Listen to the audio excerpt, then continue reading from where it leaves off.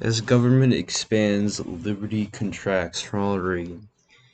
So today I will be making a video about Ronald Reagan, the 40th President of the United States, and his impact on the Republican Party, and really how his entire political philosophy is just the complete opposite of the direction we should be going in. So this quote is pretty funny because he actually did expand the government in many ways. And also the thing with expansion of the, I've actually mentioned this in the previous video, as I've covered all these different topics before, that government power, it only it doesn't matter. It doesn't, just because the government expands, just because of that one single fact, that doesn't necessarily mean anything. Because how is the government expanding its power? What is the government using its power for? And I use the example I used previously, like basically using federal tax money to fund abortions. That's an expansion of government, because the government, that really is unprecedented way, because the government has never done that before. Well, like directly as that with federal funds. Um, but on the contrary, you can have something actually positive, such as having a national healthcare system that actually would cover the majority of Americans and give them, affordable, decent healthcare. So is that bad? No.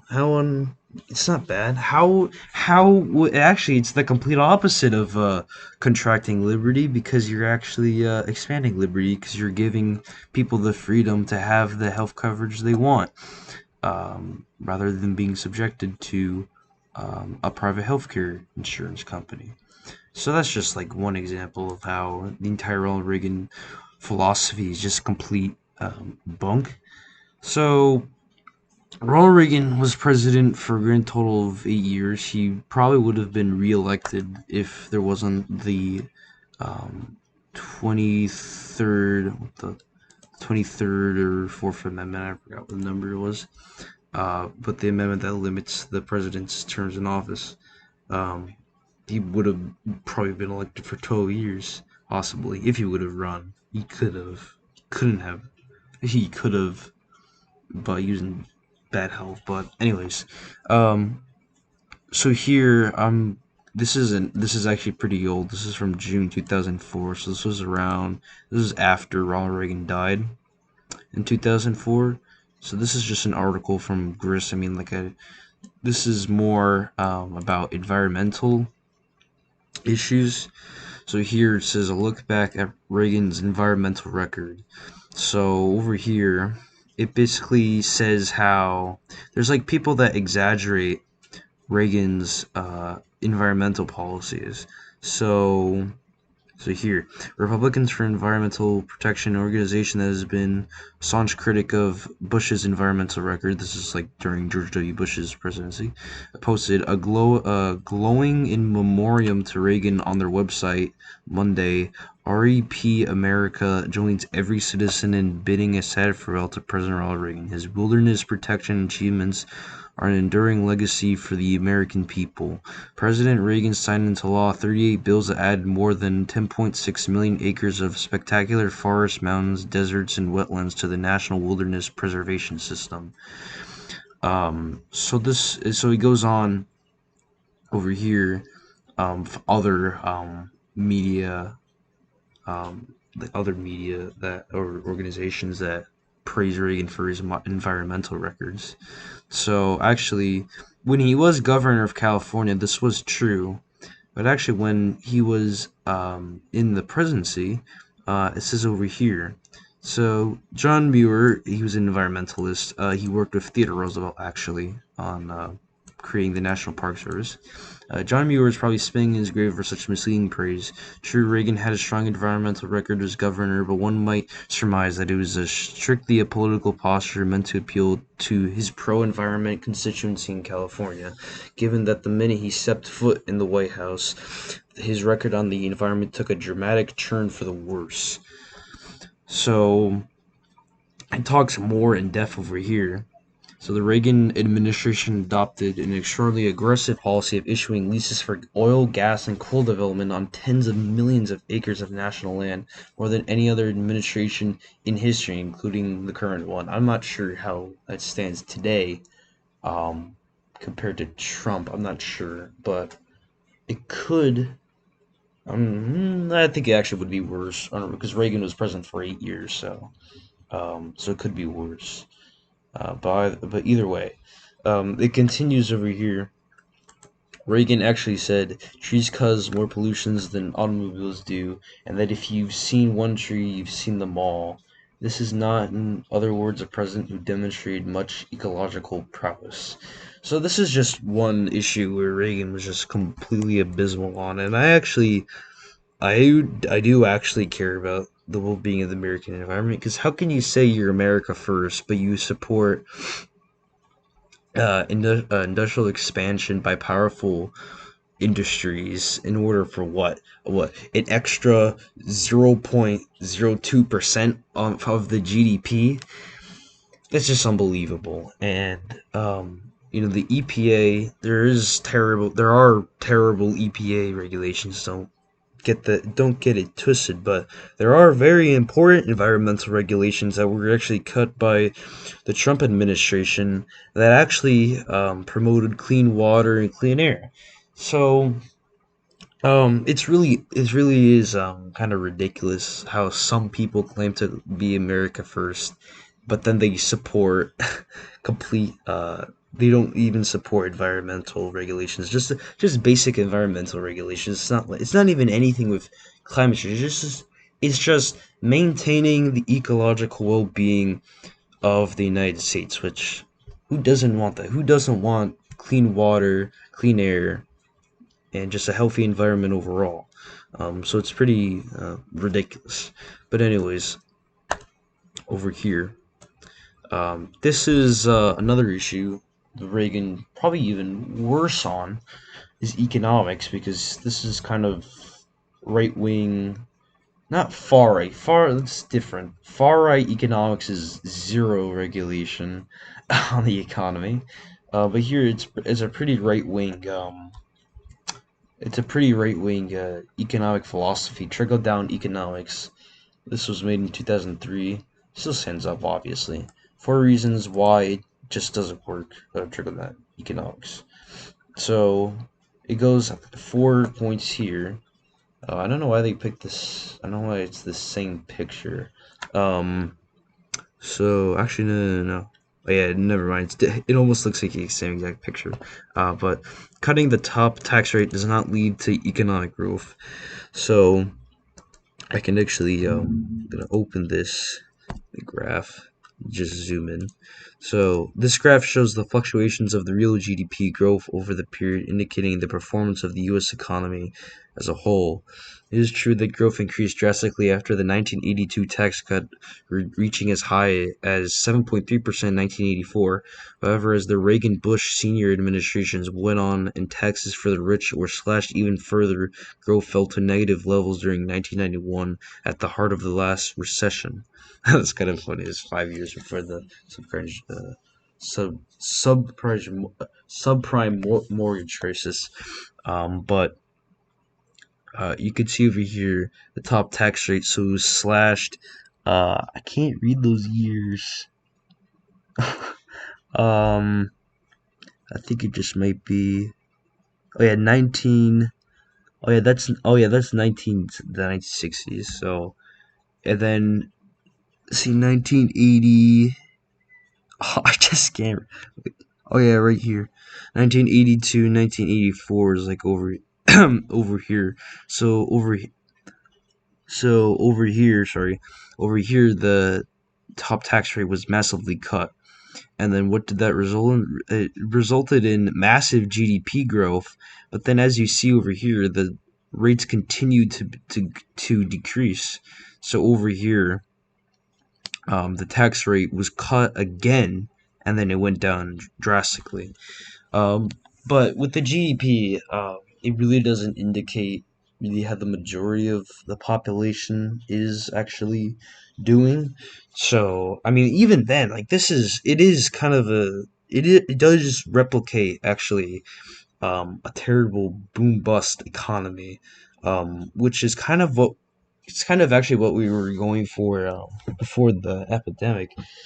You had massive surges in the stock market because of Trump's deregulation and tax cuts for Wall Street. And what did that lead to? Increases in the stock market, um, and the amount of wealth that the rich had increased actually. So it really is. It's the same thing that we see here, but I think the bust in the economy was really reflected. If I wish we would have seen it naturally, just so we could see the disaster of fiscal conservatism once more. But you would have pretty much actually, it could have been actually, we kind of saw it last year where the economy kind of just crashed because I'm not just because of the epidemic, but also because of economic regulation as well. Mostly because of the pandemic, of course. But I do really wish would have seen it naturally. But anyways, so that of course he doesn't show trickle down economics actually working as it's supposed to do. It's supposed to trickle down wealth down to the poorer social classes, which did not happen. The rich usually keep all their wealth and they don't invest it, so it happens. So cutting the top tax rate does not lead to income growth. So this one shows the top tax rate. It's the same purple line. So just look at that, and then the median real income growth. So you see here the median income growth kind of just went all over the place. So let me just see what it says over here. So you see inconclusive evidence for the power of tax cuts. And if we do look at it, if you cut it here, it did increase actually, but then it went down, then it increased, and then it decreased, and then it went up, it went down, and then there was a massive crash after the top tax rate was cut again. So this really is inconsistent with trickle down economic philosophy, and actually here it says once again the lack of correlation between the two measures is backed up by a correlation coefficient near 0.06 to be exact. And yes, yet again the coefficient is positive, indicating that income has gone up slightly though negligibly more in years of higher taxes. So yeah. So cutting the top tax rate does not lead to wage growth. So this is even more important. This is also one of like the main um, kind of arguments from trickle down economics, that like the because when the employers make more money, then the employees will make more money because the increased profit translates into increased workers' wages. But actually, again, this kind of seems inconsistent. You have all these, actually, more here, you can actually see it more directly happen. Um, so, and yeah, again, mixed results. Growth in growth in average hourly wages did increase during the 1980s, following the first Reagan tax cuts, albeit 2 years after the cuts took effect. But just like the GDP growth and the median income growth, hourly wages decreased following the late 1980s tax cuts and spiked upwards after the 1993 tax increase. So that's actually the complete opposite. Oh yeah, this is 1993 increased over here actually in hourly wage growth. So this is interesting. And then also cutting the top tax rate does not lead to job creation. This is also another argument. Also one of the other main arguments from trickle down economics, because when you have more profit, then the heads of the employers, they'll like invest in the industry in some way, which will in turn create additional needs for labor and increase unemployment, changes in unemployment. So again, it is um it actually, let me look at this again. So actually, the results, they actually are pretty inconclusive, because you see here actually before the top tax rate was cut. This is also like that's 90%. not really, no one was really taxed at 90%. There was always like loopholes and deductions, etc. Um, but over here at the purple line again, top tax rate, and then change in unemployment rate. So actually, when the top tax rate increased, there was a decrease in the change in unemployment rate. So the unemployment rate actually decreased, but then it kind of went around. But then it stayed the same, but then it increased again. So this is kind of inconsistent. Again, with trickle down economics having a positive impact on the economy. So that was also again Ronald Reagan also cut environmental regulations, uh, which did hurt I mean, there were the problem with the problem was then is that people didn't. There were the national really in a bunch of other states. I feel like um, people didn't realize the humans' impact on the environment. So there were problems with dirty water and dirty air as well during then. But we've gotten much better since then. But there was deregulation. But well, there was deregulation when Reagan was president in for the EPA. So this is going to be the final point of Reagan's really massive failure as a president over here. So the Immigration Reform and Control Act of 1986, and the name is kind of ironic because Control Act, Immigration Control Act, that would imply that the government is actually going to do something to, stop illegal or immigration as a whole. So it says over here, it made it illegal to hire illegal immigrants knowingly and establishing financial and other penalties for companies that employed illegal immigrants. I'll get into this later. But then this is the most important thing. The act also legalized most undocumented immigrants who had arrived in the country prior to January the 1st, 1982. So this was signed into law in 1986. That's why it's called the Immigration Control Act of 1986. And it was signed into law by President Reagan. And there was the main point of the main impact of the bill was on amnesty, and it led to massive demographic change. I discussed this in the previous video about demographic change. I'll put like a card here for you guys to watch that. Um, but um, in the in that video, I discussed how demographic change really does pose it is one of the major issues in the United States. There's of course many different issues in the United States that are important. Healthcare, foreign policy, I'd say, is pretty important as well.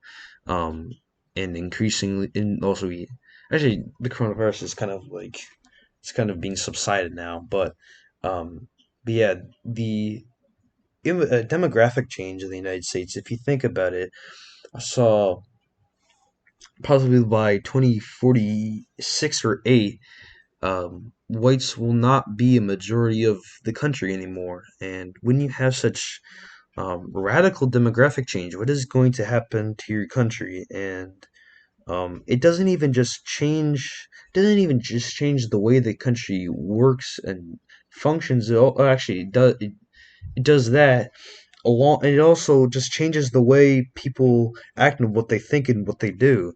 So, for example, minorities from other countries are going to be voting for different political candidates that will, in turn, possibly make the society worse. And I don't know who those people could be in the future, but it would be a complete disaster. So, over here, it says for amnesty in the bill, it says nearly 3 million people applied for legalization under the IRCA, and there were two groups of applicants: aliens who had been unlawfully residing in the United States since before January 1st, 1982, and they were legalized under the Section 245A of the Immigration Nationality Act, while aliens employed in seasonal agricultural work for a minimum of only 90 days. 90 days! It just takes 90 days. And they were legalized. They just had to work for 90 days, 3 months. That's it. So up to nearly 2.7 million people were approved for permanent residence. So in this, on boundless.com, it's short, but it does include something very important over here. So on November the 6th, 1986, Ronald Reagan signed the Immigration Reform and Control Act of 1986, the most far-reaching immigration law passed during his presidency. The act's most significant effect was that it allowed immigrants who had entered the U.S. illegally before during the first 1982 to apply for legal status, provided that they paid fines and back taxes. This provision, which Reagan himself referred to as amnesty, allowed around 3 million immigrants to secure legal status after paying only $185, demonstrating, quote, good moral character and learning to speak English. So between 1980 and 1990, he continues over here, a span that included the 8-year Reagan administration, the foreign-born population of the U.S. increased from 14.1 million to 19.8 million. So that's a 5.7 million person increase. So this change included 4 million more Latin American born residents and 2.4 million more Asian born residents, and nearly only 800,000 fewer European born residents. So this is a radical difference. And where did a lot of these minorities, they settled in California, of course, or in New York, or in other large coastal states. And this has been really disastrous, um, for those states in terms of really the direction they've been going since then, the well-being of their citizens, and really just really overall the political situation of the United States as a whole. Because when you have such massive change in the largest, and most influential states, that translates and infects the entire country as a whole. So this was a complete and utter disaster by Ronald Reagan. But then you'll still have people who praise him on Twitter, or just, old boomers say like, "Oh, everything was fine under Reagan." It's just like this old kind of fake nostalgia. It's kind of like when you're young and you think of this great game you were playing, but then you play it years later and you realize, "Oh, this sucks." Yeah, and it's the same thing with this. This is terrible. Um, and if we're not in 2024, we're not going to be voting for the Reagan Republican candidate, because then we're gonna lose. We're gonna get obliterated, and that's not even just that. Like, who cares? Like, oh, we're gonna lose an election. Blah blah blah blah blah. That's what a lot of people mention. No, if they got elected, they would make the country worse, demonstrably worse, because they push for every single policy that has been proven to be wrong. Um, uh, Continue neocon foreign policy, fiscal conservatism, and just overall taking a step back from even taking care of the country. And it's a complete disaster. So when you hear people like this and they praise Reagan, it's like, oh, Reagan wasn't that bad. Tell them how he was terrible on environmental issues, he was terrible on economics, terrible on immigration, terrible on foreign policy. He was a complete disaster. I can't even exaggerate. He's massively overrated as a president. So I do hope you all enjoyed this video. I know that a lot of people do know that, Reagan wasn't like such a spectacular president, but I do hope maybe this might have, I mean, like, everyone knows about like the immigration stuff. That's what a lot of people talk about. But I do hope this kind of, um, awaken some of you on positions on environmental regulation or economics, and how that has had a demonstrably negative effect on the United States as a whole since his presidency. Um, and really, yeah, almost every single thing Reagan stood for was terrible.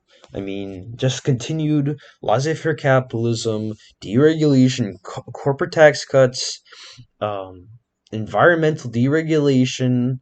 Um, it's just unbelievable, and I don't want people to be scared of like talking about this. I want something I want for people to do is to be, decisive in their political rhetoric, and this really just say what you are opposed to, what you support. And I try to do that every time I make a video on this channel, unless like I'm doing an election video or something like that.